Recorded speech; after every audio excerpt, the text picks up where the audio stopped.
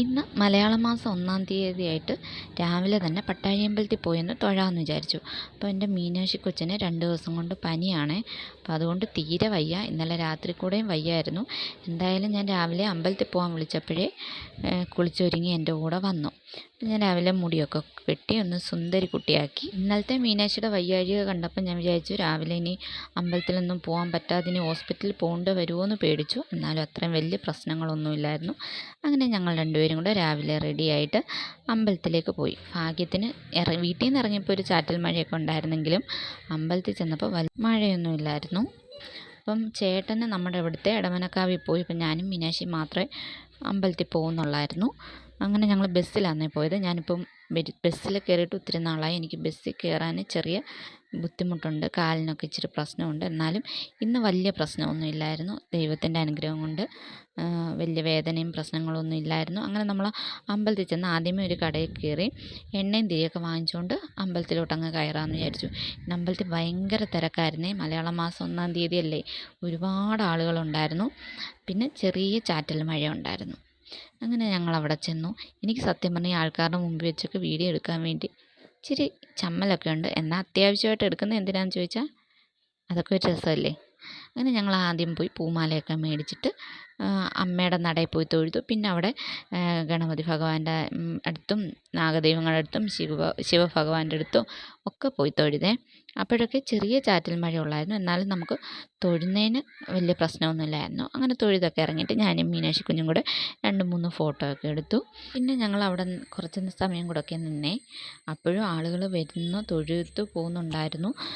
അപ്പോൾ ഒരു സമയം ഒരു 10 മണിയൊക്കെ ആയായിരുന്നേ. പിന്നെ നമ്മൾ വിചാരിച്ചു എന്നാൽ ഇനി പതുക്കെ. അപ്പോൾ ഇവിടാണ് അമ്പലത്തിൻ്റെ ക്ഷേത്രക്കുളം. അപ്പോൾ അങ്ങോട്ട് ഇറങ്ങിപ്പോകാൻ പറ്റത്തില്ല, പടിയൊക്കെ ഉണ്ടായിരുന്നു. അതുകൊണ്ട് ഞാൻ വെറുതെ ഇവിടെ കുറച്ച് നേരമൊക്കെ നിന്നു. അത് കഴിഞ്ഞിട്ട് അവിടെ നിന്നും മീനാക്ഷിയുടെ 1-2 ഫോട്ടോസൊക്കെ എടുത്തു. അപ്പോൾ എൻ്റെ കുഞ്ഞ് 2 ദിവസത്തിന് ശേഷമാണ് ഇത്രയെങ്കിലും ഒന്ന് ചിരിച്ചു കാണുന്നത്. അത്രയ്ക്ക് അവൾക്ക് വയ്യായിരുന്നു. എന്തായാലും 1-ാം തീയതിയായിട്ട് ദൈവം സഹായിച്ച് അവളുടെ വയ്യാഴിയൊക്കെ ഇത്രയും ഒന്ന് കുറവ് വന്നതിലും എനിക്ക് ഭയങ്കര സന്തോഷം തോന്നി. പിന്നെ നമ്മൾ വിചാരിച്ചെന്നാൽ ഇനി പതുക്കെ നടന്ന് റോഡിലോട്ട് പോകാമെന്ന് വിചാരിച്ചു. ബസ് കിട്ടുകയാണെങ്കിൽ ബസ്സിൽ പോവാം, അല്ലെന്നുണ്ടെങ്കിൽ ഏതെങ്കിലും ഓട്ടോ വിളിച്ച് പോകാമെന്ന് വിചാരിച്ചേ.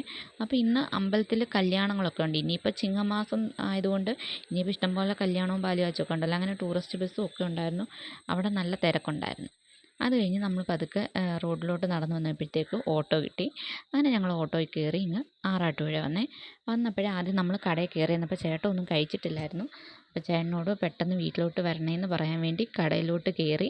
അത് കഴിഞ്ഞിട്ട് നേരെ അങ്ങ് വീട്ടിൽ പോയി. അപ്പോൾ ഞങ്ങൾ അമ്പലത്തിൽ പോയി വരാൻ കുറേ താമസിച്ചു. ഞങ്ങൾക്ക് 3 പേർക്കും നല്ല വിശപ്പൊക്കെ ആയിരുന്നു. അപ്പോൾ ഞാൻ സാമ്പാർ ആക്കി വെച്ചിട്ടാണ് പോയത്. പിന്നെ വന്നിട്ട് ചൂടോടെ ദോശയൊക്കെ ചുട്ടു. അങ്ങനെ ചേട്ടനും കടയിൽ നിന്ന് വന്നായിരുന്നു. ചേട്ടനും ദോശ കൊടുത്തു, മീനാക്ഷിക്കും ദോശ കൊടുത്തു, ഞാനും ദോശയൊക്കെ കഴിച്ചു. എന്തായാലും ഒരു 10-11:30 ഫുഡൊക്കെ കഴിച്ചപ്പോഴത്തേക്കും. അത് കഴിഞ്ഞിട്ട് നമുക്കിന്നൊരു പാലുകാച്ചുണ്ടായിരുന്നേ. അപ്പോൾ പാലുകാച്ചിന് ഉച്ച സമയമൊക്കെ ആയപ്പോഴത്തേക്ക് പോകണമായിരുന്നു. അപ്പോൾ ഒരു 2 മണിയൊക്കെ ആയപ്പോൾ ചേട്ടൻ പാലുകാച്ചിന് പോകാൻ റെഡിയായിട്ട് റോഡിലോട്ട് വരാൻ പറഞ്ഞു. അപ്പോൾ മീനാക്ഷി എന്തോ ഒരു സാധനം കഴിച്ചുകൊണ്ടിരിക്കുമായിരുന്നു. എനിക്കും തന്നു, കൊള്ളായിരുന്നു. അതെന്തുവായിരുന്നു അതിൻ്റെ പേരയ്യോ, പേരൊന്നും എനിക്കറിയത്തില്ല. എന്തായാലും അത് കഴിച്ചു. എന്തോ എന്നാലും ഞാനങ്ങ് കഴിക്കും, മീനാക്ഷിയുടെ നിന്ന് മേടിച്ച്.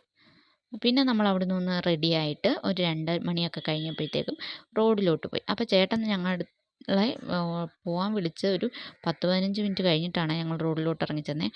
അപ്പോഴത്തേക്കും ഓട്ടോ ഒന്നും ഇല്ലായിരുന്നു. പിന്നെ നമ്മൾ അവിടെ റോഡിൽ കുറച്ച് നേരം പോസ്റ്റായിപ്പോയേ. അപ്പം പിന്നെ അവിടെ കുറേ നേരം നിന്നു.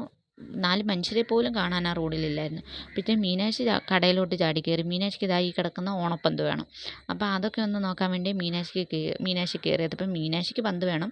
പിന്നെ ഞങ്ങളുടെ വീട്ടിലെ തുമ്പിക്കും വേദൂസിനും കിച്ചുവിനും ഒക്കെ പന്ത് വേണം. മീനാക്ഷി അതിൻ്റെ കളറൊക്കെ നോക്കി വയ്ക്കുക. അങ്ങനെ കുറച്ച് നേരം അവിടെയൊക്കെ നിന്ന് കഴിഞ്ഞ് ഞാൻ വിചാരിച്ചു ഓട്ടോ വന്നില്ല, മീനാക്ഷി ഈ തൂണെല്ലാം കൂടെ തള്ളി താഴെ ഇടുമെന്ന്. എന്തായാലും കുറേ നേരമൊക്കെ നിന്ന് കഴിഞ്ഞപ്പോഴത്തേക്കും നമുക്ക് ഓട്ടോയൊക്കെ കിട്ടി. അപ്പോൾ ഇനിയിപ്പം നേരെ അങ്ങ് പാലുകാച്ചി വീട്ടിൽ പോകാമെന്ന് വിചാരിച്ചു. അപ്പോഴത്തേക്കും സമയം ഒത്തിരി താമസിച്ചായിരുന്നു. അങ്ങനെ എന്തായാലും ഓട്ടോയിലൊക്കെ കയറി പാലുകാച്ചി വീട്ടിലേക്ക് പോയി. അപ്പോഴും ചെറിയ ചാറ്റൽ മഴ ഉണ്ടായിരുന്നേ. ഞാൻ വിചാരിച്ചു പാലുകാച്ചി വീട്ടിൽ ചെന്നാൽ കുളമാവും, നിൽക്കാനും തിരിയാനും ഒന്നും പറ്റത്തില്ല, അതുപോലെ പെരുമഴയായിരിക്കുന്നു. എന്തായാലും ഭാഗ്യത്തിന് അവിടെ ചെന്നപ്പോഴത്തേക്ക് മഴ തോർന്നു. ഇതുപോലായിരുന്നു ഞങ്ങൾക്ക് രാവിലെയും. അമ്പലത്തേക്ക് തൊഴാൻ ചെന്നപ്പോഴത്തേക്കും മഴ തോർന്ന് കിട്ടിയായിരുന്നു. പിന്നെ വീട്ടിൽ ചെന്നു, അവിടെ കുറേ നേരം നിന്നു. പിന്നെ കഴിക്കാൻ ഇന്ന് റൈസും ചിക്കൻ കറിയൊക്കെ ആയിരുന്നു. സത്യം പറയാൻ നല്ല അടിപൊളി റൈസും ചിക്കൻ കറിയൊക്കെ ആയിരുന്നു. പിന്നെ ഞങ്ങൾ പാലുകാച്ചിന് വന്ന വീട് ഇതാണ് കേട്ടോ. നല്ലൊരു വീട്, എനിക്ക് ഒരുപാട് ഇഷ്ടപ്പെട്ടു. ആ വീടിൻ്റെ ഫ്രണ്ടിൽ ഇങ്ങനെ ഒരു തോടുണ്ടായിരുന്നേ. മീനാക്ഷിക്ക് ഇങ്ങനെ തോടൊക്കെ കണ്ടു കഴിഞ്ഞാൽ പിന്നെ അവിടെ നിന്ന് ഇറങ്ങണം, അങ്ങനെ ഒരു നിർബന്ധമുണ്ട്. എനിക്കിതുപോലെ ഭയങ്കര ഇഷ്ടമായിരുന്നു. അടുത്ത് വയലും തോടും ഒക്കെ ഉള്ളൊരു സ്ഥലത്ത് വീട് വെക്കണമെന്നേ ആഗ്രഹം മാത്രമേ ഉള്ളായിരുന്നു. നമുക്കത് സാധിച്ചില്ല. ഇനി അതൊക്കെ പോട്ടെ. അങ്ങനെ നേരെ അങ്ങ് വീട്ടിൽ വന്നു. പിന്നെ കുറച്ച് നേരം റെസ്റ്റൊക്കെ എടുത്തു, ചായയൊക്കെ കുടിച്ചു. അപ്പം തുമ്പി വന്ന് ചേട്ടനോട് പറയുവാണ്, നമ്മുടെ കടയിൽ നമുക്ക് ഓണപ്പന്ത് വേണം. അവൾ 2 ദിവസം കൊണ്ട് ഈ ഓണപ്പന്ത് വേണമെന്നും പറഞ്ഞ് നടക്കുവാന്നേ. അപ്പോൾ ഇന്നിപ്പോൾ ചേട്ടനെ ഇടം വല്ലം തിരിയാൻ സമ്മതിക്കാതെ ഓണപ്പന്ത് പറ്റൂ എന്നുള്ളൊരു വാശിയിലാണ് തുമ്പി. അങ്ങനെ പിന്നെ ചേട്ടൻ കടയിൽ പോയപ്പം മീനാക്ഷി കൂടെ വിളിച്ചുകൊണ്ട് പോയിട്ട് ഓണപ്പന്ത് കൊടുത്തു വിട്ടു. അപ്പം മീനാക്ഷി അത് കിച്ചു വീട്ടിലില്ലായിരുന്നു. വേദുവിനും തുമ്പിക്കും മീനാക്ഷിക്കും ഒക്കെ ആയിട്ട് പന്ത് മാറ്റി എടുക്കുകയാണ്. അപ്പം ഞങ്ങളുടെ കൊച്ചുങ്ങൾക്ക് ഓണമൊക്കെ വന്നു കേട്ടോ. ഈ ഓണപ്പന്തൊക്കെ കാണുമ്പോൾ ഒരു സന്തോഷം, ഓണം വന്നതിൻ്റെ. പക്ഷേ സന്തോഷത്തിൻ്റെ ഇപ്പുറത്ത് ചെറിയൊരു സങ്കടം ഉണ്ടേ. ഓണം ആകുമ്പോൾ പിന്നെ അറിയാമല്ലോ, നമുക്ക് നല്ല പൈസ ചിലവുള്ളൊരു സമയമാണല്ലോ ഈ ഓണം എന്ന് പറയുന്നത്. പന്ത് കിട്ടിയപ്പോഴേ തുമ്പി കളിയൊക്കെ തുടങ്ങി. അപ്പം മീനാക്ഷിക്ക് സന്തോഷമായി. അങ്ങനെ നമ്മുടെ കൊച്ചുങ്ങൾ പന്തൊക്കെ വെച്ച് കളിക്കട്ടെ.